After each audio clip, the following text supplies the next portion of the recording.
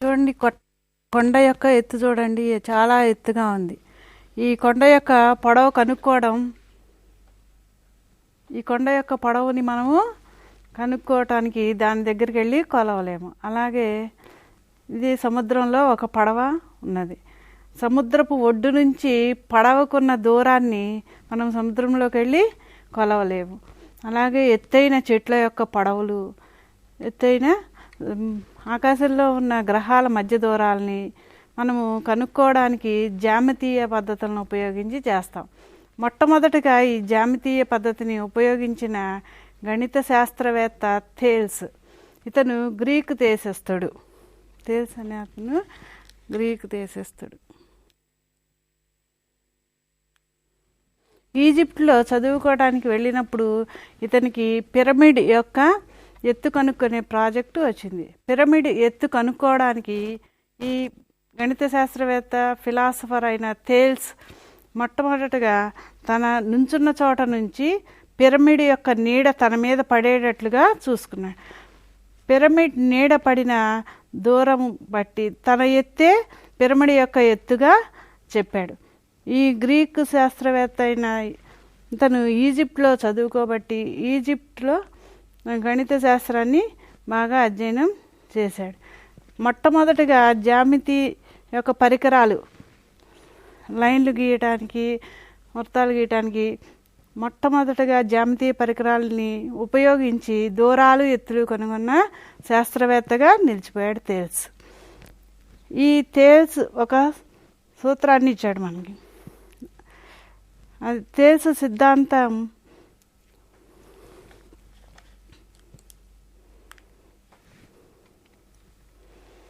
ఒక త్రిభుజములో ఒక భుజానికి సమాంతరంగా గీసిన రేఖ మిగిలిన రెండు భుజాలను వేరువేరు బిందువులతో ఖండిస్తే ఆ మిగిలిన రెండు భుజాలు ఒకే నిష్పత్తిలో విభజించబడతాయి అని థేల్స్ సిద్ధాంతం అనుకున్నది. ఈ సిద్ధాంతము స్వరూప పటాల ఆధారంగా మనము చేస్తాం. స్వరూప పటాల గురించి ముందుగా తెలుసుకుందాం. స్వరూప పటాలు కొండల ఎత్తులు, సూర్యునిలా దూరంగా ఉన్న గ్రహాల మధ్య దూరాలను స్వరూప పటాల నియమాల ఆధారంగా కనుక్కుంటాం. ఇవి ABCEFG అనే రెండు త్రిభుజాలు ఉన్నాయి. ఈ రెండు త్రిభుజాలు కూడా స్వరూప త్రిభుజాలు. ఆకారంలో ఒకే విధంగా ఉన్నాయి కానీ పరిమాణము వేరువేరుగా ఉన్నాయి. అలాగే ఆకారం ఒకటే ఉండి పరిమాణం వేరుగా ఉండే పటాలు కొన్ని మనము చూద్దాం. ఒకే రూపం ఉన్న పటాలని స్వరూప పటాలు అంటారు. అలాగే ఒకే పరిమాణం ఉన్నవి సమాన పటాలు అని అంటాం కానీ వాటిని స్వరూప పటాలు అని అనము. ఒకే రూపము పరిమాణము రెండు కలిగి ఉంటే అవి సర్వసమాన పటాలు అని అంటాము. త్రిభుజాలలో మనం ఇప్పుడు ఈ టాపిక్ త్రిభుజాల యొక్క ప్రత్యేకత తెలుసుకుందాం. త్రిభుజాల ప్రత్యేకత ఏంటంటే సమాన భుజాలు గల త్రిభుజాలన్నీ కూడా సమాన కోణాలు కూడా కలిగి ఉంటాయి కాబట్టి అవి సర్వసమాన త్రిభుజాలు అవుతాయి. ఇవి చూడండి, ఒకే ఆకారం ఉన్నాయి కానీ పరిమాణం ఒకటి లేవు. ఇటువంటి వాటిని స్వరూప పటాలు అని అంటాము. ఇవి కూడా స్వరూప పటానికి ఒక ఉదాహరణ. కొన్ని స్వరూప పటాలని చూద్దాం. ఒకే ఆకారం కలిగి ఉన్నాయి, పరిమాణము వేరుగా ఉన్నాయి, సర్వసమానం కాదు కానీ స్వరూప పటాలు ఇవి. ఈ రెండు కూడా స్వరూప త్రిభుజాలు. ఇక్కడ ఇచ్చిన బొమ్మల్లో చూడండి స్వరూప పటాలు ఏమున్నాయి. ఒకటోది స్వరూప పటము, రెండు కేక్ ఉన్నది కానీ కేక్ పీస్ ఉంది, స్వరూప పటం కాదు. ఆకారం ఒకటేగా లేదు, ఆకారం ఒకటిగా ఉంటేనే అది స్వరూప పటం. రెండోది కూడా స్వరూప పటం కాదు, మూడు కాదు. స్వరూప పటాల యొక్క నియమాలు: స్వరూప పటాల్లో అనురూప కోణాలు సమానంగా ఉండాలి. వాటి అనురూప భుజాలన్నీ కూడా ఒకే నిష్పత్తిలో ఉండాలి. ఈ రెండు త్రిభుజాలు ABCDEF అనే ఈ రెండు త్రిభుజాలు సమకోణీయ త్రిభుజాలు. అనురూప కోణాలు సమానంగా ఉన్నాయి కాబట్టి ఈ రెండు త్రిభుజాలని సమకోణీయ త్రిభుజాలు అని అంటున్నాం. భుజాల నిష్పత్తి ఒకేలాగా ఉంటుంది.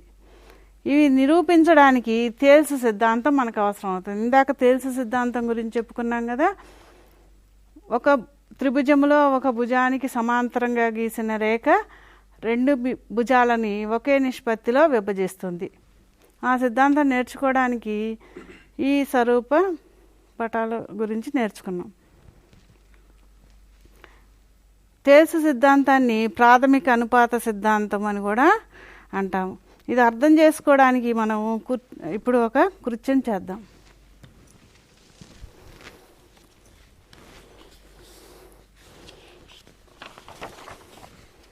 నేను ఒక వైట్ పేపర్ తీసుకొని సమాంతర రేఖలు రావడానికి ఈ విధంగా ఫోల్డ్ చేస్తున్నాను.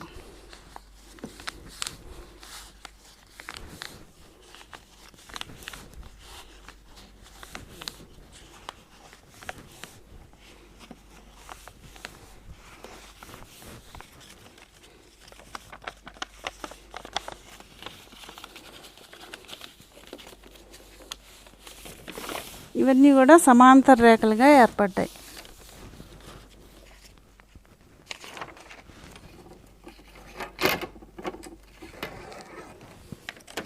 ఈ సమాంతర రేఖల్ని కనిపించేటట్లుగా స్కేల్తో గీస్తున్నాను.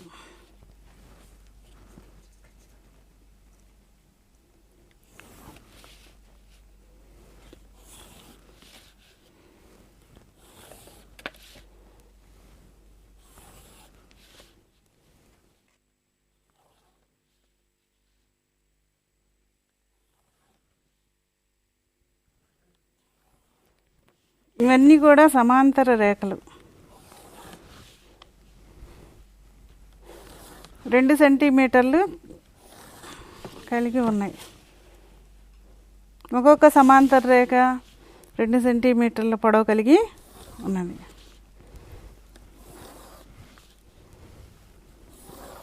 దీని మీద నేను ఒక త్రిభుజాన్ని తీసుకొని త్రిభుజాన్ని పెడుతున్నాను. ఒక సమాంతర రేఖని భూమిగా తీసుకొని ఈ భూమి మీద మనం ఒక త్రిభుజాన్ని పెడతాం లేదా ఒక త్రిభుజాన్ని గీద్దాం.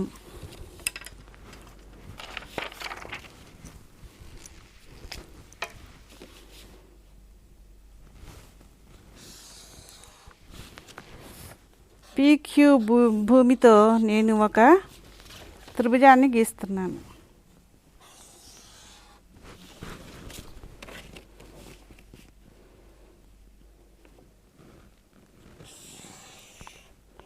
PQR అనే త్రిభుజం ఏర్పడింది. ఇవన్నీ కూడా సమానంగా ఉన్నాయి. వీటి మధ్యలో నేను PQకి సమాంతరంగా ఏ రేఖ తీసుకున్నా సమాంతర రేఖలే ఇవన్నీ కూడా. కాబట్టి ఇక్కడ తీసుకున్నాను అనుకోండి, సమాంతర రేఖ XY అనే సమాంతర రేఖను తీసుకుంటే PQకి సమాంతరంగా XY అనే రేఖ తీసుకుంటే PR QR ఈ రెండు భుజాలని ఏ నిష్పత్తిలో విభజిస్తుందో చూడండి. ఇది 1 యూనిట్, ఇది కూడా 1 యూనిట్.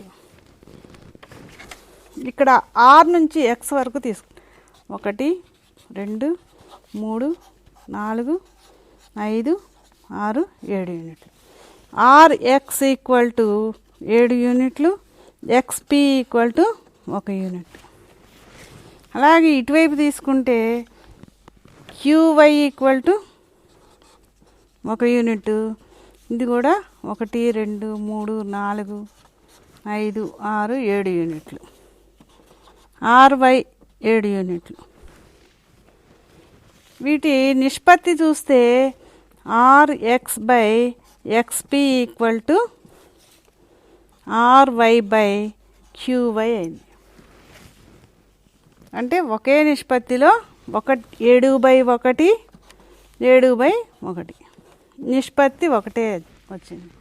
అంటే ఒక సమాంతర రేఖ గీస్తే మిగిలిన 2 భుజాలని అది 2 వేరువేరు బిందువుల దగ్గర ఖండిస్తే ఒకే నిష్పత్తిలో ఖండిస్తుంది. అలాగే ఇంకొక రేఖ ఇక్కడ తీసుకున్నాను. ఇది కూడా సమాంతర రేఖ, PQకి సమాంతర రేఖ. ఇది AB అనుకోండి. PA = 1 2 3 4 5 5 యూనిట్లు ఉంది. పిఏ ఈక్వల్ టు 5 యూనిట్లు. అలాగే ఏఆర్ 3 యూనిట్లు ఉంది. ఇటు తీసుకుంటే ఆర్బి 3 యూనిట్లు, బీక్యూ 5 యూనిట్లు. నిష్పత్తి చూస్తే పిఏ ఇస్టు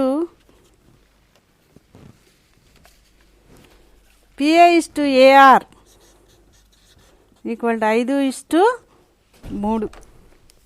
అలాగే BQ is to RB equal to 5:3. ఈ కృత్యాన్ని బట్టి మీరేం తెలుసుకున్నారు? ఒక త్రిభుజములో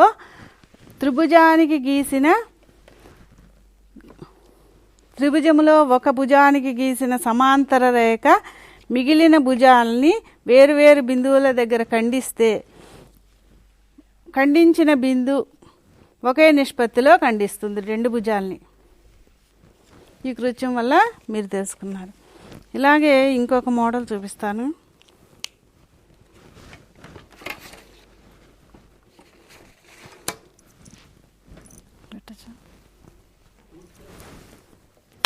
ఇది ఒక త్రిభుజం.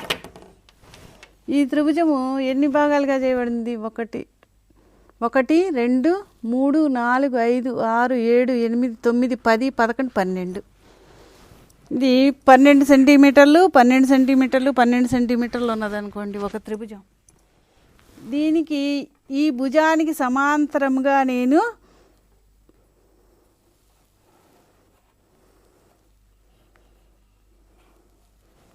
ఒక రేఖని గీశాను. ఇప్పుడు చూడండి 1 2 3 4 1 2 3 4. ఇది 4:1 2 3 4 5 6 7 8 4:8 రేషియోలో విభజించింది.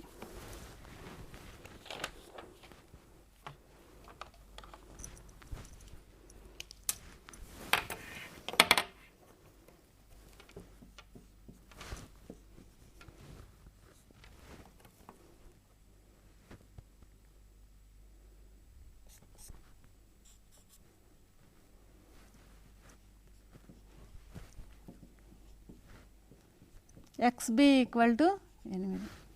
అలాగే AY equal to 4, YC equal to 8. AX by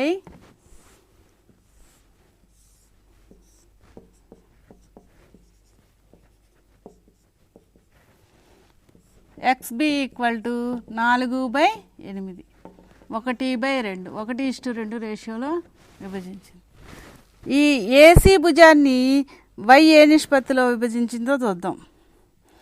AY by YC equal to 4/8. 1/2 1:2 ratio. ఈ 2 కృత్యాలని బట్టి మనం ఏం తెలుసుకున్నాం? ఏదైనా ఒక త్రిభుజములో ఒక భుజానికి సమాంతర రేఖ గీస్తే అది మిగిలిన 2 భుజాలని వేరువేరు బిందువుల దగ్గర ఖండిస్తుంది. ఆ ఖండన బిందువు ఆ 2 భుజాలని ఒకే నిష్పత్తిలో విభజిస్తుంది. దీన్ని థేల్స్ సిద్ధాంతము లేదా ప్రాథమిక అనుపాత సిద్ధాంతము అంటాం. ప్రాథమిక అనుపాత సిద్ధాంతం లేక థేల్స్ సిద్ధాంతం. పిల్లలు బాగా చేశారు.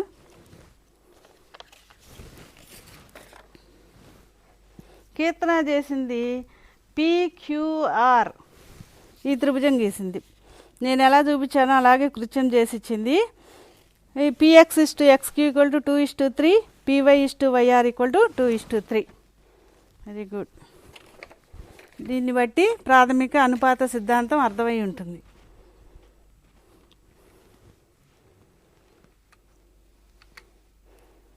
ఈ థేల్స్ సిద్ధాంతాన్ని ఒకసారి గుర్తు చేసుకొని థేల్స్ సిద్ధాంతాన్ని మనం ఇప్పుడు రుజువు చేద్దాం.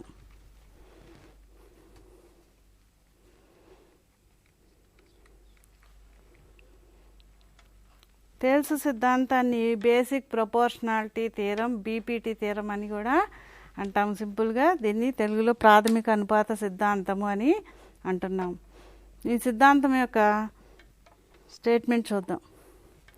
ఒక త్రిభుజములో ఒక భుజానికి సమాంతరముగా గీసిన రేఖ మిగిలిన రెండు భుజాలను వేరువేరు బిందువులలో ఖండించిన ఆ మిగిలిన రెండు భుజాలు ఒకే నిష్పత్తిలో విభజించబడతాయి. మనము సిద్ధాంతాన్ని ప్రూఫ్ చేసేటప్పుడు ముందుగా సిద్ధాంతం యొక్క స్టేట్మెంట్, తర్వాత దత్తాంశము. సిద్ధాంతంలో మనకి ఏది ఇచ్చారో దాన్ని దత్తాంశంగా తీసుకుంటాం. తర్వాత దత్తాంశం తర్వాత మనము ఏదైతే నిర్మిస్తున్నామో, ఏదన్నా ఇచ్చిన కొలతలు కాకుండా వేరే నిర్మాణం గీస్తే దాన్ని నిర్మాణంలో చూపిస్తాం పటంలో. తర్వాత ఉపపత్తి రాస్తాం. సారాంశము, దత్తాంశము, నిర్మాణము, సారాంశం. మనం ఏదైతే చూపించాలో దాన్ని సారాంశంగా తీసుకుంటాం. ఉపపత్తిగా మనము నిరూపిస్తాం. ఉపపత్తి చేద్దాం ఇప్పుడు. ఈ సిద్ధాంతం యొక్క దత్తాంశం చూద్దాం. ముందుగా చూడండి, ఏబిసి అనే ఒక త్రిభుజం తీసుకున్నాను. దానికి బీసీ భుజానికి సమాంతరముగా డిఈ అనే ఒక సమాంతర రేఖని గీశాను. సమాంతర రేఖ ఏబి ఏసీలను డిఈ అనే బిందువుల దగ్గర ఖండించింది. ఏబిఏసి భుజాల్ని డి మరియు ఈ అనే బిందువుల దగ్గర ఖండించింది. ఇది దత్తాంశం మనకి లెక్కలో ఇచ్చినది. నెక్స్ట్ దత్తాంశం అవ్వగానే నిర్మాణం రాయాలి.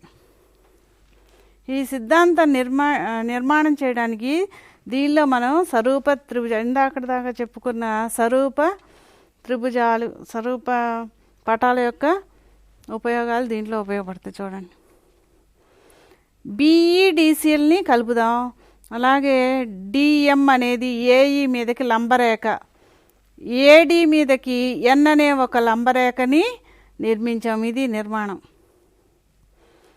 DM perpendicular to AC, EN perpendicular to AB. తర్వాత నెక్స్ట్ సారాంశం మనం నిరూపించవలసింది.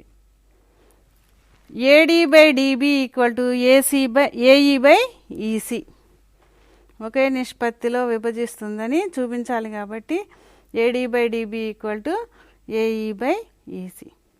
ఇప్పుడు మనం లెక్క చేసే విధానాన్ని ఉపపత్తి అంటాం. సారాంశం తర్వాత మనం ఉపపత్తిని రాద్దాం. దీనిలో మనం రెండు త్రిభుజాలని తీసుకుందాం. ముందుగా ఏడిఈ త్రిభుజాన్ని తీసుకుందాం. ఏడిఈ త్రిభుజం. ఏడిఈ త్రిభుజం యొక్క వైశాల్యము భూమి ఇంటూ ఎత్తు. త్రిభుజ వైశాల్యానికి సూత్రం హాఫ్ భూమి ఇంటూ ఎత్తు.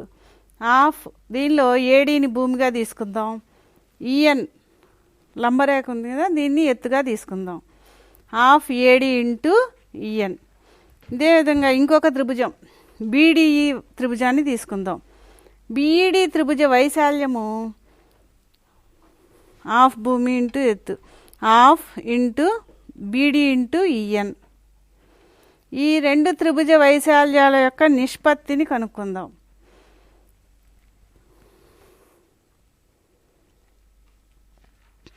ఏడిఈ త్రిభుజ వైశాల్యము బీడిఈ త్రిభుజ వైశాల్యము యొక్క నిష్పత్తి half into AD into EN by half into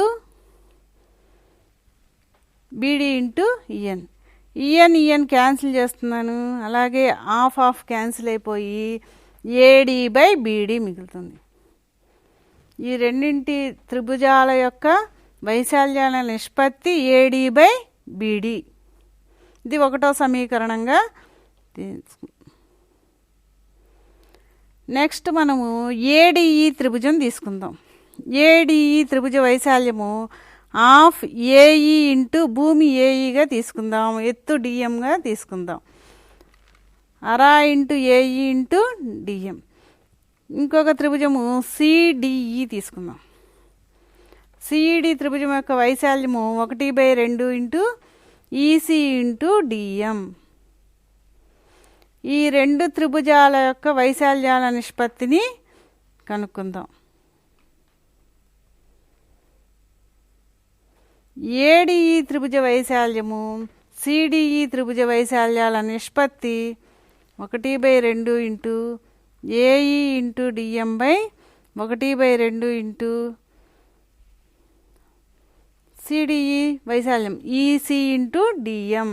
DM cancel అయింది, హాఫ్ క్యాన్సిల్ చేస్తే ఏఈ బై ఈసీ మిగిలింది.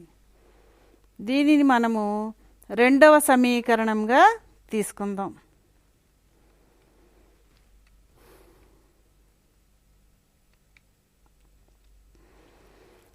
ఈ రెండు త్రిభుజాలు చూడండి, బీడిఈ త్రిభుజము సిడిఈ త్రిభుజాలు ఒకే భూమి డిఈ మరియు బీసీడిఈ అనే సమాంతర రేఖల మధ్యలో ఉన్నాయి.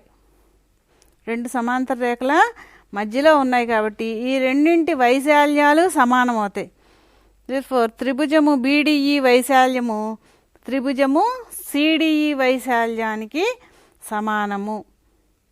అంటే ఈ 3 సమీకరణాల నుంచి 1, 2, 3 సమీకరణాల నుంచి మనం ఏం తెలుసుకుందాం? AD by DB equal to AE by EC. ఇది సిద్ధాంతము నిరూపించబడింది. సిద్ధాంతము AD by DB equal to AE by EC. D అనే బిందువు, ఈ అనే బిందువు, ఏసీ ఏబి అనే రేఖల్ని ఒకే నిష్పత్తిలో విభజిస్తే నిష్పత్తి సమానం అవుతుంది. తర్వాత దీనికి ఉదాహరణగా ఇంకొకటి చూద్దాం. చూడండి, ఇక్కడ పిక్యూఆర్ అనే ఒక సిద్ధాంతం అయిపోయినాక దీని మీద 4 లెక్కలు చేద్దాం. దీన్ని తేల్స్ సిద్ధాంతాన్ని ఉపయోగించి మనము చేద్దాం. దీంట్లో పిక్యూఆర్ అనే ఒక త్రిభుజాన్ని తీసుకున్నా. ఎస్టి అనే ఒక సమాంతర రేఖ క్యూఆర్కి సమాంతరంగా గీశాను. గీస్తే పిక్యూఆర్ త్రిభుజములో పిటి 8 సెంటీమీటర్లు, పిఎస్/ఎస్క్యూ 4:5 అని ఇచ్చాను. ఎస్టీ ప్యారలల్ టు క్యూఆర్ అయితే టీఆర్ ఎంత? ఈ సిద్ధాంతమును ఉపయోగించి చేసే లెక్క ఇది. మనకేం తెలుసు సిద్ధాంతం ప్రకారము PS SQ equal to PT by TR.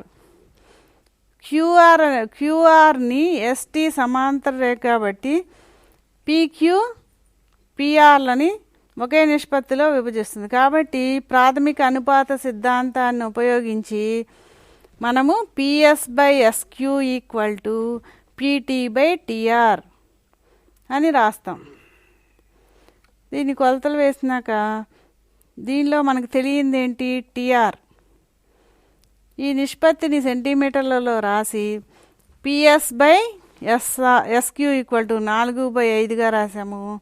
PT విలువని ప్రతిక్షేపించాం 8 సెంటీమీటర్లు. టిఆర్ అటగుణకారం చేస్తే TR into 4 equal to 5 into 8.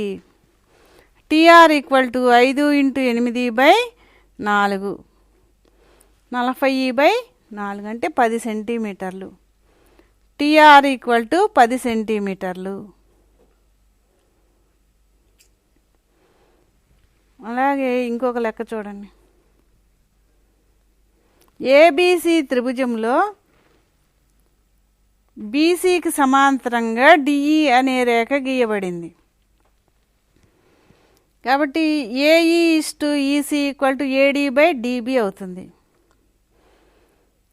DE parallel to BC కాబట్టి దీని కొలతలు ఎలా ఇచ్చారో చూద్దాం. AD equal to x, DB equal to x-2, AE equal to x+2, EC equal to x-1 అయినా ఎక్స్ విలువ ఎంత?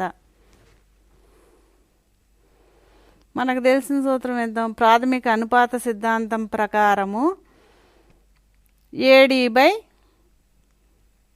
DB equal to AE by EC. దాంట్లో విలువల్ని ప్రతిక్షేపిద్దాం. x+2/x-1 equal to x/x-2. Cross multiplication చేసాం, అటుగుణకారం చేస్తే X plus 2 into X minus 2 equal to X into X minus 1. ఈ సమీకరణాన్ని సాధిస్తే ఎక్స్ స్క్వేర్ ఏ ప్లస్ బి ఇంటూ ఏ మైనస్ బి, ఏ square minus B square రూపంలో రాసాం. X square minus 2 square, X into X X square minus X, X square cancel అయింది. X equal to 4. దీంట్లో X విలువ 4, X విలువ 4 కాబట్టి ఏడి 4 సెంటీమీటర్లు, dB 4 minus 2 అవుతుంది dB విలువ. అలాగే ఏఈ విలువ 4 ప్లస్ 2 6, ఎక్స్ మైనస్ 1 4 మైనస్ 1 అంటే ఇది 3 అవుతుంది. 3 సెంటీమీటర్లు 6 సెంటీమీటర్లు. AE to EC equal to 6/3 1. అలాగే ఏడీ బై డిబి చూస్తే 4/2, అది కూడా 4/2 2/1 నిష్పత్తిలో సమానమైన నిష్పత్తిలో విభజించిందని తెలుసుకున్నాం.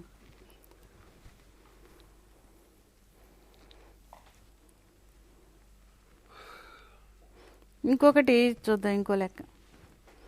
ఏసీ 18 సెంటీమీటర్లు భుజంతో ఒక త్రిభుజం ఉన్నది. బీసీ భుజానికి సమాంతరముగా డిఈ అని ఇచ్చాడు. DE parallel to BC. AD to dB equal to 5:7, 5:7 నిష్పత్తిలో ఉన్నది. ఏసీ 18 సెంటీమీటర్లు అయితే ఏఈ విలువ ఎంత? ఏఈ కావాలి మనకి, ఏసీ ఇచ్చారు. ఏఈ అంటే AC minus EC, AC minus EC చేస్తే మనకి 18లో నుంచి ఏఈ విలువ ఈసీ విలువ తీస్తే ఏఈ విలువ వస్తుంది. అది కనుక్కుందాం. ప్రాథమిక అనుపాత సిద్ధాంతాన్ని ఉపయోగిద్దాం. ఎందుకంటే బీసీ భుజానికి సమాంతరంగా ఉంది డిఈ కాబట్టి ప్రాథమిక అనుపాత సిద్ధాంతం ప్రకారం ఏబీసీ త్రిభుజంలో DE parallel to BC, AE by EC equal to AD by dB.